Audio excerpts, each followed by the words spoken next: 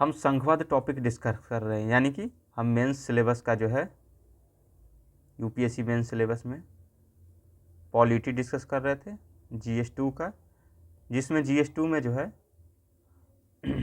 हम पॉलिटी में पहला सिलेबस मेरा हो गया था। सिलेबस का पहला टॉपिक जो होता है भारतीय संविधान से रिलेटेड जो महत्वपूर्ण टॉपिक थे वो हो गए थे। दूसरा हम फेडरल स्ट्रक्चर कर रहे हैं। फेडरल स्ट्रक्चर का ये दूसरा लेक्चर है। वैसे टोटल ये 5वां लेक्चर है, यानी जो फर्स्ट टॉपिक था उससे रिलेटेड 3 लेक्चर, और जो अभी ये चल रहा है फेडरल उससे रिलेटेड ये दूसरा लेक्चर है। ठीक है, हम क्या करते हैं, अभी हमारे पास यहाँ से जो है 2 महीने बचे हुए, नवंबर और दिसंबर मुख्यतः मेंस की तैयारी के लिए। वैसे तो दिसंबर तक आते आते हम 15 दिसंबर या 1 दिसंबर 10 दिसंबर इससे प्री पे शिफ्ट होने लगते हैं हम सभी। तो अभी क्या है, हमारे पास 2 महीने है मोटा मोटी, जो कुछ टाइम हम मेंस को दे सकते हैं। इसमें हम PYQ और सिलेबस तो बिल्कुल करेंगे। हम क्या करते हैं कि आज आंसर राइटिंग करेंगे, कल आंसर राइटिंग करेंगे, ऐसे करते करते में टाइम चल जाता है और हम आंसर राइटिंग कर नहीं पाते हैं।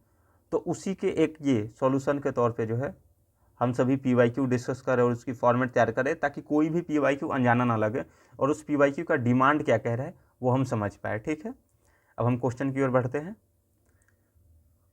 2013 में क्वेश्चन पूछा हुआ है, 5 नंबर क्वेश्चन है, देखते हैं क्या कहता है।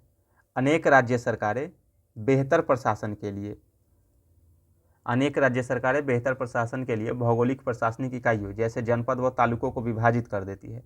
कह रहा है कि अनेक राज्य सरकारें जो है, मान लेते हैं कि बेहतर प्रशासन सुनिश्चित हो, उसके करने बेहतर प्रशासन के लिए जो है ये क्षेत्र है, अब इसको जो है हम 2-3 भागों में बांट दिए। तो भौगोलिक प्रशासनिक इकाइयों जैसे जनपद व तालुकों को विभाजित कर देती है। उपयुक्त कथन के आलोक में जो है क्या यह औचित्यपूर्ण कहा जा सकता है, क्या यह उचित कहा जा सकता है कि अधिक संख्या में छोटे राज्य जो है राज्य स्तर पर प्रभावी शासन देंगे। विवेचना कीजिए 200 वर्ड्स, यानी जो अगर अधिक संख्या में छोटे राज्य है तो क्या यह जो बड़े राज्य है उसके तुलना में अधिक प्रभावी शासन देंगे, ये पूछ रहा है। ठीक है, इंग्लिश में देखते हैं। Many states governments further bifurcate geographical administrative areas like district and talukas for better governance. In light of the above, can it also be justified that more number of smaller state would bringing in effective governance at state level? Discuss। ठीक है, तो अब हम देखते हैं इस question का actually demand ये है कि एक बड़ा स्टेट है, अब राज्य सरकारें क्या कह रही है, एक अपनी तर्क दे रही है कि अगर मैं छोटे छोटे तालुकों या प्रशासनिक इकाइयों में विभाजित कर देंगे तो इसमें बेहतर प्रशासन सुनिश्चित होता है। तो ये कह रहा है क्वेश्चन कि क्या हम अगर राज्य को छोटे छोटे स्टेट्स में बांट दें तो क्या वो बेहतर प्रशासन सुनिश्चित करेंगे, क्या वहाँ पे अच्छे शासन चलेंगे, क्या वो डेवलप हो पाएगा, अच्छा विकसित हो पाएगा। तो देखते हैं इसका डिमांड कह रहा है कि राज्यों के विभाजन के तर्क पूछ रहा है। मीन्स अब जैसे मुख्य कीवर्ड्स में क्या है कि भौगोलिक प्रशासनिक इकाई है, जैसे जनपद व तालुका में विभाजन करना, छोटे राज्य बनाम बड़े राज्य, कि छोटे राज्य ज़्यादा प्रभावी शासन देंगे या बड़े राज्य। ठीक है, औचित्यपूर्ण या न्यायसंगत बताइए कि क्या विभाजन करना औचित्यपूर्ण है। छोटे राज्यों के पक्ष और विपक्ष दोनों का तर्क देना है, उसके बाद उससे रिलेटेड पॉजिटिव और निगेटिव लिखेंगे। प्रस्तावना देखते हैं क्या कहता है। भारतीय संविधान का आर्टिकल 3 जो है संसद को राज्यों का निर्माण, विभाजन और सीमाओं का पुनर्निर्धारण करने का अधिकार देता है। यानी आर्टिकल 3 हमें क्या कहता है कि राज्यों का निर्माण, विभाजन, सीमाओं का पुनर्निर्धारण करने का अधिकार है किसे, तो पार्लियामेंट को। यानी प्रशासनिक दक्षता हेतु राज्य सरकारें अपने स्तर पर जनपदों और तालुकों का विभाजन करती रही है। यही प्रश्न खड़ा होता है कि क्या अधिक संख्या में छोटे राज्य भारत में प्रभावी शासन ला सकते हैं, इफेक्टिव गवर्नेंस। तो अब देखते हैं इसके पक्ष में तर्क कि छोटे राज्य के अगर बड़े राज्य को विभाजित कर दे, जैसे अभी मुद्दा चल रहा है कि हम यूपी, अब ये बड़ा स्टेट है, अब इसको डिवाइड कर दे, तो क्या उसको डिवाइड करने से अच्छा रहेगा या नहीं रहेगा, वो देखते हैं। तो यूपीएससी में हमेशा कभी भी एक या तो हमेशा पॉजिटिव नहीं होता या केवल निगेटिव नहीं होता,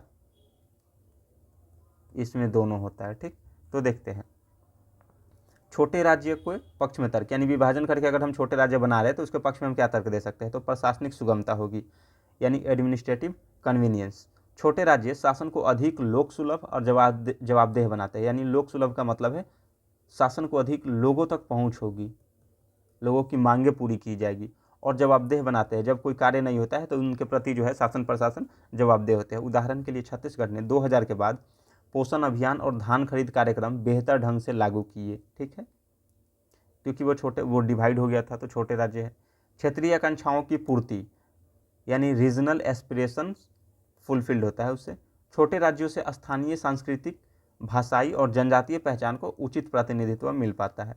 यानी क्षेत्रीय आकांक्षाओं में स्थानीय सांस्कृतिक जो हो गया, भाषाई हो गया, जनजातीय पहचान को उचित प्रतिनिधित्व, क्योंकि लोग कम होंगे, छोटे क्षेत्र होंगे, तो वहाँ काम भी अच्छे से होगा। अब झारखंड का निर्माण 15 नवंबर 2000 को वो बिहार से डिवाइड हुआ था, तो झारखंड का निर्माण आदिवासी आकांक्षाओं को मान्यता देने के लिए हुआ। ठीक है। अब विकास में संतुलन, तो बड़े राज्यों में अक्सर क्षेत्रीय असमानता होती है कि कोई क्षेत्र ज़्यादा डेवलप कर रहा है, कोई उससे कम है, कोई कर ही नहीं रहा, तो ऐसे हो जाती है। उदाहरण के लिए उत्तर प्रदेश में पूर्वांचल बनाम पश्चिमी यूपी के बीच असमान विकास हो रहा है। पश्चिमी यूपी बहुत तेज गति से विकास हो रही है, जबकि पूर्वांचल में जो है वो थोड़ी धीमी गति से विकास हो रही है। सुरक्षा और स्थिरता, यानी सिक्योरिटी एंड स्टेबिलिटी, छोटे राज्य क्षेत्रीय विद्रोह और असंतोष को बेहतरीन तरीके से संभाल सकते हैं कि हाँ वहाँ लोग कम है, विद्रोह हुए, अगर कोई अराजकता फैल गई तो उसे कंट्रोल किया जा सकता है। लेकिन बड़े राज्यों में थोड़ी दिक्कत हो सकती है। उदाहरण के लिए मिजोरम शांति समझौता 1986 ने अलग राज्य के रूप में स्थिरता दी है, यानी वहाँ शांति समझौता हो गया, अब एक छोटा राज्य बन गया, तो वहाँ अब स्थिर है। ठीक है, आगे देखते हैं छोटे राज्यों के विरुद्ध तर्क, यानी छोटे राज्य अगर बनाते हैं तो उसका परिणाम नकारात्मक क्या होगा। अब आर्थिक अक्षमता, यानी इकोनॉमिक नॉन वैलिबिलिटी। अब छोटे राज्यों के पास जो है प्रायः सीमित राजस्व आधार होता है, तो आर्थिक अक्षमता उत्पन्न हो जाएगा। उदाहरण के उत्तराखंड व झारखंड केंद्र के अनुदान पर भारी निर्भर है, यानी बहुत ज़्यादा निर्भर किसके अनुदान पे है, तो केंद्र के अनुदान पे है। ठीक है। अब राजनीतिक अस्थिरता की बात करें, यानी पॉलिटिकल इनस्टेबिलिटी। छोटे राज्यों में अस्थिर गठबंधन सरकारें बनने की संभावना अधिक होती है। उदाहरण के लिए गोवा और मणिपुर में बार बार सरकारें बदलती रहती है। ठीक। प्रशासनिक लागत, यानी हाई एडमिनिस्ट्रेटिव कॉस्ट हो जाएगा, क्योंकि नए राज्यों में विधानसभा, सचिवालय, उच्च न्यायालय, राज्यपाल भवन आदि पर अतिरिक्त खर्च होता ही है। जैसे पुंछी आयोग 2010 में नए राज्यों पर भारी राजकोषीय बोझ की चेतावनी दी थी। अब जैसे देखते हैं दमन दीव और दादर नगर हवेली, ये दोनों क्षेत्र को इसीलिए मिला दिया गया क्योंकि ये बहुत छोटे क्षेत्र थे और यहाँ प्रशासनिक खर्च बहुत ज़्यादा था, इसलिए दमन दीव और दादर नगर हवेली दोनों को मिला करके दमन दीव व दादर नगर हवेली एक कर दिया गया। ठीक है, तो ये एग्जाम्पल आप दे सकते हैं हम। ठीक है। संघीय ढांचे पर दबाव, स्ट्रेस ऑन फेडरल स्ट्रक्चर, यानी छोटे राज्यों की मांग से अलगाववादी प्रवृत्ति और क्षेत्रीय आंदोलन बढ़ सकते हैं। अब एक यूपी मान लेते हैं डिवाइड हो गया, तो फिर तमिलनाडु कहेगा कि हम भी डिवाइड होंगे, फिर ये बिहार कहेगा कि हम भी डिवाइड होंगे, फिर ये महाराष्ट्र डिवाइड होंगे कि मराठी हिंदी अलग हो जाएगा। तो इस तरीके से फिर वो विवाद उत्पन्न हो जाएगा, उसका विवाद का एक बीज पड़ जाएगी, संघीय ढांचे पर दबाव उत्पन्न हो जाएगा। ठीक है। उदाहरण के लिए जैसे गोरखालैंड पश्चिम बंगाल, विदर्भ महाराष्ट्र जैसे आंदोलन की पुनरावृत्ति, ये लोग अपने अलग स्टेट की मांग करते हैं। ठीक है। अभी संदर्भ में कुछ न्यायालय का दृष्टिकोण देखते हैं कि सुप्रीम कोर्ट बेरोबारी यूनियन केस 1960, संसद को राज्यों के पुनर्गठन का पूर्ण अधिकार है, बट लोकतांत्रिक आकांक्षाओं को ध्यान में रखना होगा। ठीक है, तो ये हम कंक्लूजन के तौर पे दे सकते हैं। संवैधानिक प्रावधान आर्टिकल 3, संसद की शक्ति सर्वोपरि है किंतु राज्यों से राय लेना आवश्यक है।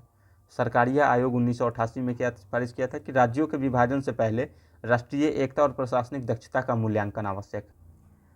मीन्स जहाँ नीड हो वहीं विभाजन करे, जहाँ नीड ना हो वहाँ पॉलिटिकल एजेंडा के लिए डिवाइड ना किया जाए। पुंछी आयोग 2010, नए राज्यों की आर्थिक व्यवहार्यता और संघीय संतुलन पर बल दिया जाए, यानी यदि कोई नया राज्य गठन होता है तो उसकी आर्थिक स्थिति को मजबूत किया जाए और संघीय संतुलन बनाए रखा जाए। कोई वहाँ ऐसा ढांचा, ऐसा सरकार न उत्पन्न हो जाए जो केंद्र के नियमों को लागू न करे, केंद्र की योजनाओं को लागू न करे।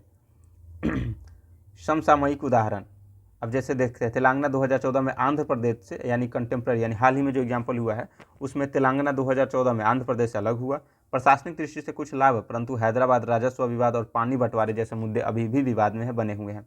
लद्दाख 2019 में केंद्र शासित प्रदेश बना, प्रशासनिक पहुंच आसान हुई, किंतु पॉलिटिकल प्रतिनिधित्व, यानी जो है राजनीतिक प्रतिनिधित्व की कमी से असंतोष भी उत्पन्न हुआ, अभी भी वहाँ विवाद चल रहा है। लद्दाख को जो है एक विधानसभा वाले क्षेत्र की मांग की जा रही है। अभी जैसे वहाँ एक कोई पर्यावरण आंदोलनविद थे जिनको गिरफ्तार किया गया है केंद्र सरकार द्वारा, तो वो इस आंदोलन में आंदोलन को बढ़ा रहे थे, तो ये देख सकते हैं। उत्तर प्रदेश पुनर्गठन प्रस्ताव 2011, मायावती सरकार ने यूपी को 4 राज्यों में बांटने का प्रस्ताव दिया था, बट राजनीतिक सहमति नहीं बन सकी। ठीक है, तो अब कंक्लूजन देखते हैं कि भारत का अनुभव दर्शाता है कि छोटे राज्य स्थानीय प्रशासन को अधिक प्रभावी बनाते हैं, बट आर्थिक क्षमता, राजनीतिक स्थिरता और संघीय संतुलन भी उतने ही महत्वपूर्ण है। अतः समाधान केवल राज्यों की संख्या बढ़ाने में नहीं है, बल्कि प्रभावी विकेंद्रीकरण, पंचायती राज संस्थाओं का सशक्तिकरण और वित्तीय संसाधनों का न्याय संगत वितरण ही सच्चे अर्थों में प्रभावी शासन सुनिश्चित करेगा। ठीक है, अब हम एक एक लाइन और इतनी डिटेल में पढ़ते क्यों हैं, ताकि एक एक लाइन जब आप देख रहे हो वीडियो तो आप अपने हिसाब से इसे देखो, पढ़ो, और आप वीडियो रोक करके नोट भी कर सकते हो। ठीक, इससे रिलेटेड अब अगर हम एक एक लाइन टू द पॉइंट नहीं देखते तो क्या कह रहा था, इस क्वेश्चन में था कि भौगोलिक प्रशासनिक इकाइयों को विभाजित कर देते हैं तो फिर छोटे राज्य के प्रभावी शासन देंगे, तो अब छोटे राज्य के पक्ष में तर्क दे दिए, फिर विपक्ष में तर्क दे दिए, अब उससे रिलेटेड कुछ जजमेंट और लेटेस्ट एग्जाम्पल दे दिए और निष्कर्ष दे दिए। ये लेटेस्ट एग्जाम्पल यहीं आपके वो पक्ष और विपक्ष में ही आप जब नोट्स बनाए तो शामिल कर ले। ठीक है, अब देखते हैं नेक्स्ट क्वेश्चन क्या है। अंतर्राज्यीय जल विवाद का समाधान करने में संवैधानिक प्रक्रियाएं समस्याओं को संबोधित करने व हल करने में असफल रही है। जो संविधान में जो प्रक्रिया दिया हुआ है अंतर्राज्यीय जल विवादों के समाधान करने में, वो असफल रही है इसे सॉल्यूशन कर पाने में, यानी सॉल्व कर पाने में। क्या है यह असफलता जो है, संरचनात्मक अथवा प्रक्रियात्मक अपर्याप्तता अथवा दोनों के कारण हुई है? विवेचना कीजिए, इसे देखेंगे कि संरचनात्मक अथवा प्रक्रियात्मक अपर्याप्तता यानी उसकी स्ट्रक्चर यानी उसकी गठन ही ठीक से नहीं हुई है, और प्रक्रियात्मक यानी उसकी वह कार्य अगर गठन हो भी गया तो कार्य ही ठीक से नहीं कर रहा है वो। ठीक, constitutional mechanism to resolve the interstate water dispute have failed to address and solve the problems. Is the failure due to structural or process inadequacy or both? Discuss. 200 words में डिस्कस करना है, 2013 की क्वेश्चन है, 6 number question है। अब interstate dispute ये मुख्य keyword इसमें है जो, फिर कॉन्स्टिट्यूशनल मैकेनिज्म क्या है कि आर्टिकल 262 में प्रोविजन है, फिर भी इसकी जो प्रक्रिया है संरचना असफल क्यों रही है।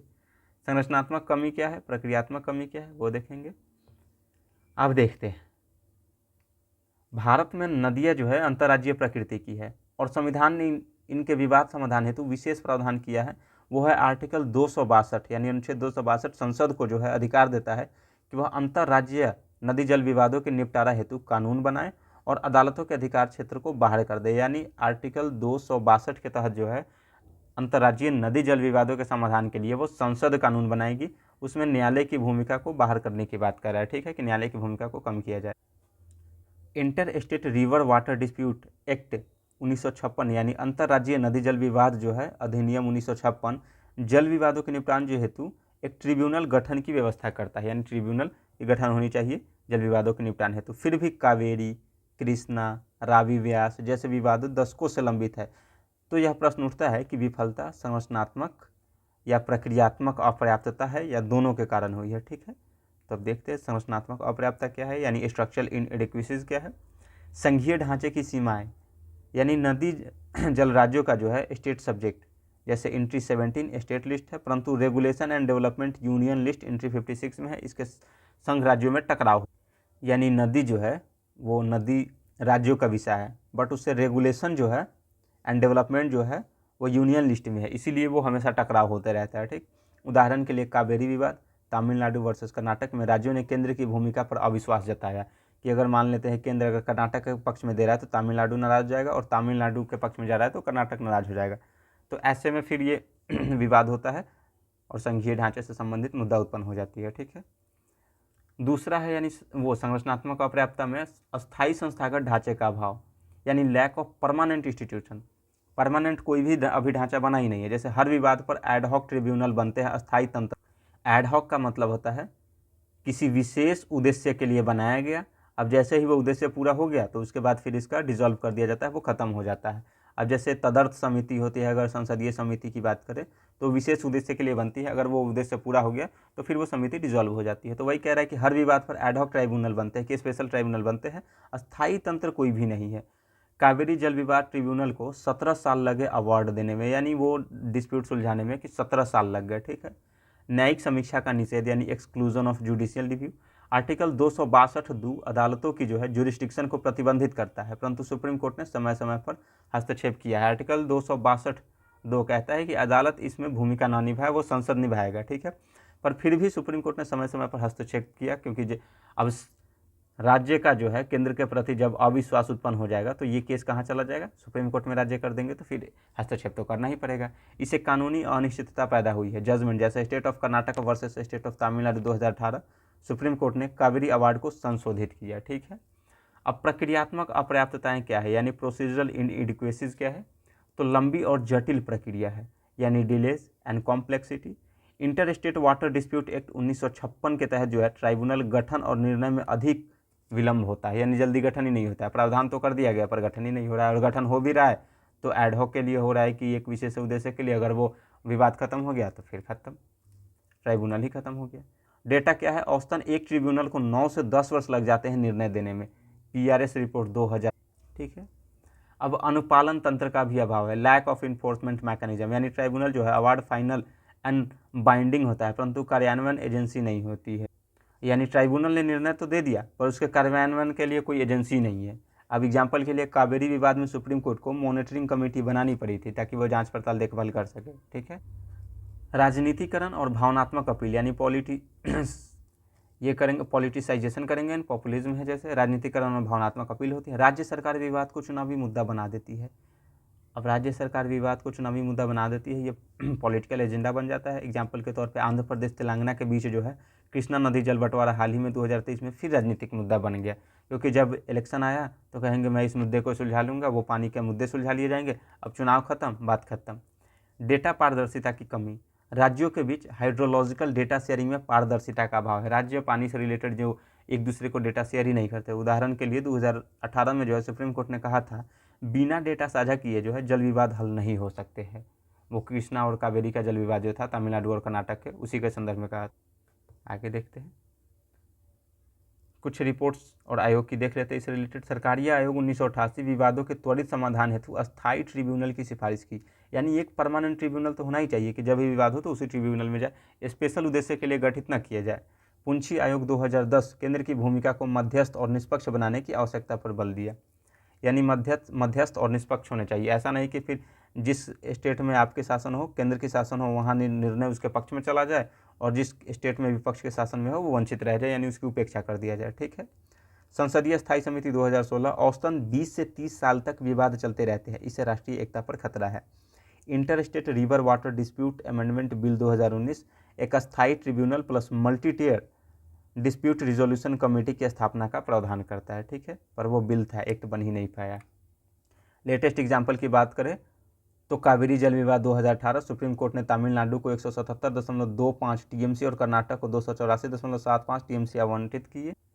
इसमें टीएमसी का क्या मीनिंग है, टीएमसी का मीनिंग होता है 1000 मिलियन क्यूबिक फीट, यानी इतना पानी 1000 मिलियन क्यूबिक फीट जो 177.25 जो है तमिलनाडु को दिया गया, और 284.75 यानी 1000 मिलियन क्यूबिक फीट जो है वो कर्नाटक को इतना पानी दिया गया। ठीक है, ये प्रतिवर्ष इतना पानी आवंटित किया जाएगा। ठीक है, केंद्र ने कावेरी वाटर मैनेजमेंट अथॉरिटी का गठन किया।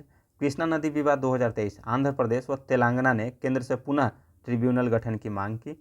महादई नदी विवाद Goa versus Karnataka, supreme court ने 2018 में अवार्ड दिया, फिर भी विवाद राजनीतिक रूप से जारी है। इसे सॉल्यूशन दिया था सुप्रीम कोर्ट पर, फिर भी अभी विवाद जारी है। सतलज यमुना लिंक नहर विवाद, यानी पंजाब हरियाणा में कानून व्यवस्था का प्रश्न बन गया ये। अब इसकी विफलता का कारण देखते हैं। स्पष्ट है कि असफलता केवल संरचनात्मकता या केवल प्रक्रियात्मकता नहीं बल्कि दोनों के संयुक्त कारण से हुआ है। ठीक है, अब वही संरचनात्मक में हम लोग पढ़े संघीय ढांचे की अस्पष्टता, स्थायी संस्था का अभाव, प्रक्रियात्मक में लंबी प्रक्रिया, अनुपालन तंत्र का अभाव, डेटा कमी, राजनीतिकरण, ये सब हो रहा है। ठीक है, अब एक कंक्लूजन देखते हैं। अंतर्राज्यीय नदी जल विवाद भारत के संघीय ढांचे की सबसे जटिल चुनौतियों में से एक है। संरचनात्मक स्तर पर एक अस्थायी यानी inter state river water dispute tribunal और मजबूत केंद्र की भूमिका की जरूरत है। प्रक्रियात्मक स्तर पर त्वरित समय सीमा, अवार्ड लागू करने के लिए इन्फोर्समेंट अथॉरिटी और डेटा पारदर्शिता की नीड है। ठीक है, तो ये रहा हमारा क्वेश्चन का अंतिम, और हम अब नेक्स्ट क्वेश्चन की ओर बढ़ते हैं। हमारा नेक्स्ट क्वेश्चन है 3 नंबर 2013 में ही है। पेट्रोलियम एवं प्राकृतिक गैस मंत्रालय के हाल के निर्देशों को नागाओं द्वारा उनके राज्यों को मिली विशिष्ट स्थिति को रद्द करने के खतरे के रूप में देखा गया। भारतीय संविधान के अनुच्छेद 371 या लोक में इसकी विवेचना कीजिए।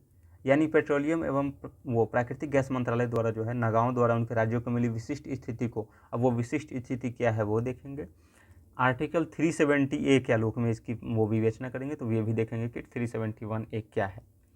इंट्रोडक्शन देखते हैं। भारतीय संविधान के आर्टिकल 371 नागालैंड को विशिष्ट स्थिति प्रदान की है। इस प्रावधान के अनुसार संसद के कोई भी कानून नागालैंड की धार्मिक सामाजिक प्रथाओं, नागा कस्टमरी लॉ, दीवानी या दंड प्रक्रिया और भूमि व प्राकृतिक संसाधनों के स्वामित्व पर तभी लागू होंगे जब राज्य विधानसभा उन्हें स्वीकार करे। यानी संसद का कोई भी कानून नागालैंड में तभी लागू होंगे जब वहाँ की राज्य विधानसभाएं उन्हें स्वीकार करेगी। ठीक।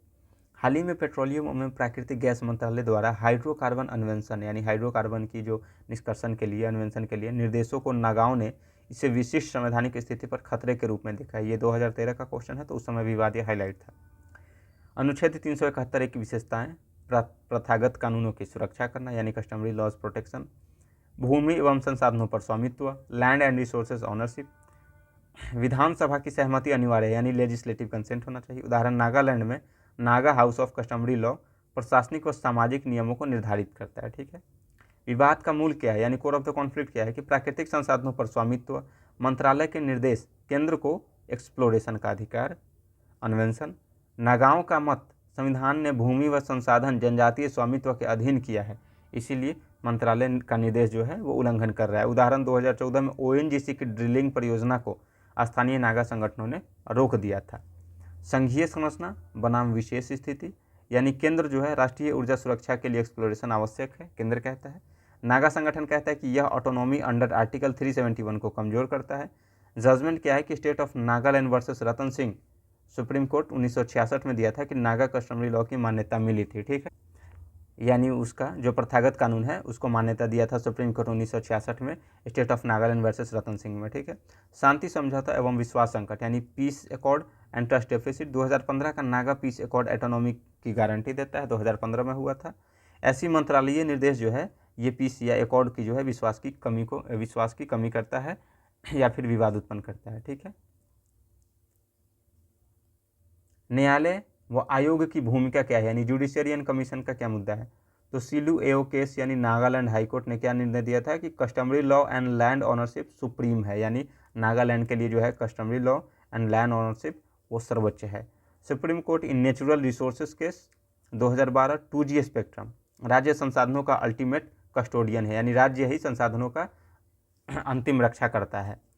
सरकारिया आयोग 1988, विशेष अनुच्छेदों को फेडरल बैलेंसिंग मैकेनिज्म बनाना, यानी इस जो विशेष अनुच्छेद है उसको फेडरल बैलेंसिंग यानी ऐसा बनाया जाए जिसमें दोनों मिलकर के काम किया जाए, ज़्यादा हस्तक्षेप केंद्र द्वारा न किया जाए। पूंछी आयोग 2010, अनुच्छेद 371A जैसे प्रावधान जो है राष्ट्रीय एकता और क्षेत्रीय पहचान का सेतु है। तो ये कंक्लूजन में हम ऐसे दे सकते हैं। अब लेटेस्ट एग्जांपल में देखें तो 2023-24 में पेट्रोलियम मिनिस्ट्री गाइडलाइंस, नागालैंड में तेल व गैस एक्सप्लोरेशन को लेकर विरोध हो रहा है। फिर भी Dimapur Naga students union protest 2022, यानी प्रथागत जो अधिकार है अंडर 371A के उल्लंघन का आरोप लगाया था। Arunachal Pradesh versus Nagaland boundary link dispute में संसाधनों पर ऑनरशिप भी अभी भी जुड़ा हुआ है, ऑनरशिप से रिलेटेड विवाद चल रहा है अरुणाचल प्रदेश और नागालैंड में। ठीक है। तो एक कंक्लूजन देखते हैं कि भारत के लिए ऊर्जा संसाधन की सुरक्षा और नागाओं की सांस्कृतिक आर्थिक स्वायत्ता दोनों ही अनिवार्य है। समाधान हेतु क्या है कि ट्राई पैरेटाइट कंसल्टेशन मैकेनिज्म यानी केंद्र राज्य नागा संगठन, ठीक है, केंद्र राज्य और नागा संगठन तीनों मिलकर के विवाद का समाधान करें। राज्य की सहमति प्लस रेवेन्यू शेयरिंग मॉडल होनी चाहिए कि राज्य की सहमति भी और जो उससे रेवेन्यू जनरेट होगा वो राज्य को प्रदान किया जाए। स्थानीय प्रथागत संस्थाओं को डिसीजन मेकिंग में शामिल करना चाहिए। ठीक है। इस प्रकार आर्टिकल 371A को कमजोर करने के बजाय सशक्त करना ही भारत की संघीय आत्मा और राष्ट्रीय एकता दोनों के लिए आवश्यक है। पूंछी आयोग ये यही कहा था। ठीक है।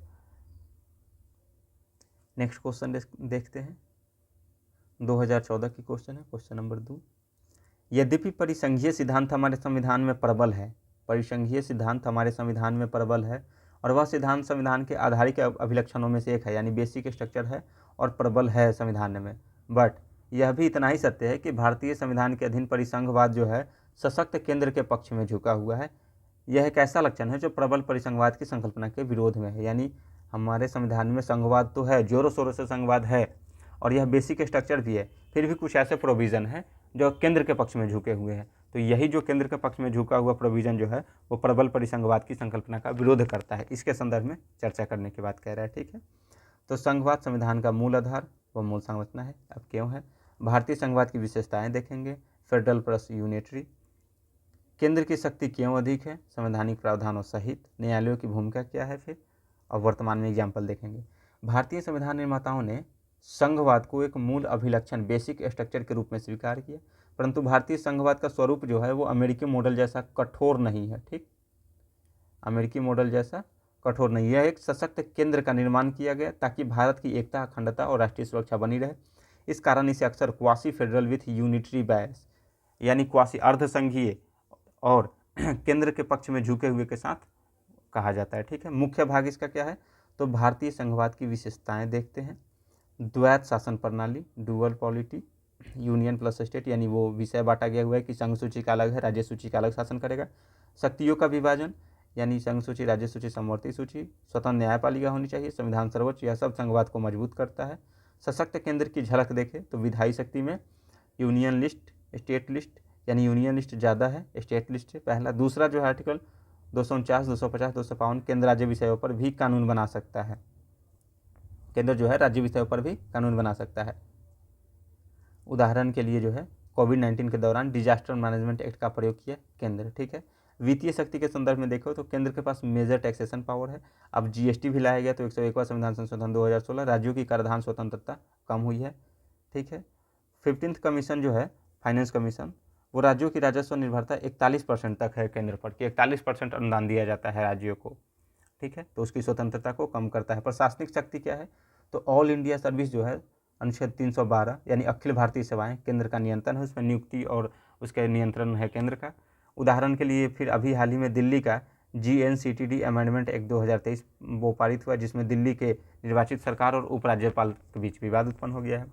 आपातकालीन प्रावधान क्या है, तो आर्टिकल 352, 356, 360 केंद्र द्वारा जो है राज्य सरकारों को भंग कर सकता है।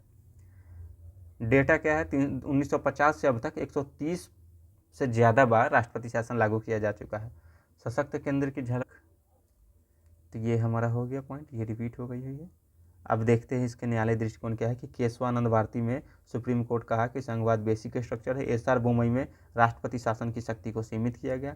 State of West Bengal versus union of India 1962 में Bharat quasi federal with unitary bias, ऐसा कहा गया सुप्रीम कोर्ट द्वारा।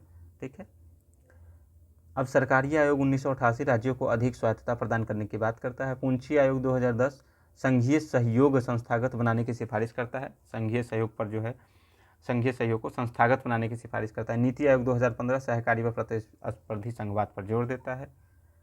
लेटेस्ट एग्जांपल देखिए इसकी, तो जीएसटी काउंसिल विवाद 2020, राज्यों ने केंद्र पर कंपनसेशन रोकने का आरोप लगाया कि भाई आप मुआवजा क्षतिपूर्ति विवाद मुआवजा दे ही नहीं रहे हो। कोविड-19 मैनेजमेंट जो है केंद्र ने डिजास्टर मैनेजमेंट एक्ट के तहत पूरे देश को नियंत्रित किया। आर्टिकल 370 निरसन, यानी राज्यों की विशेष स्थिति कमजोर है। कावेरी जल विवाद, सुप्रीम कोर्ट हस्तक्षेप ने संघीय न्याय सुनिश्चित किया। अब एक कंक्लूजन देखते हैं कि भारतीय संघवाद यूनिटरी टिल्ट, यानी वो केंद्र के पक्ष में झुका हुआ है, विथ फेडरल स्पिरिट यानी संघवाद की भावना पर आधारित है। यह टिल्ट भारत की, यह झुकाव जो है भारत की राष्ट्रीय एकता व सुरक्षा के लिए आवश्यक है, परंतु राज्यों की स्वायत्तता को भी संरक्षित करना उतना ही जरूरी है। ठीक है, वे फॉरवर्ड की बात करें तो सहकारी संघवाद यानी जीएसटी काउंसिल, नीति आयोग को मजबूत करना, प्रतिस्पर्धी संघवाद यानी हेल्दी कॉम्पिटिशन एमॉन्ग स्टेट्स को बढ़ावा देना, केंद्र राज्य संबंधों में विश्वास एवं साझेदारी को आधार बनाना। इसी प्रकार भारतीय संघवाद प्रैग्मेटिक फेडरलिज्म है, जो मजबूत केंद्र और मजबूत राज्य दोनों का संतुलित समन्वय है। ठीक है, तो अब ये है हमारा नेक्स्ट क्वेश्चन।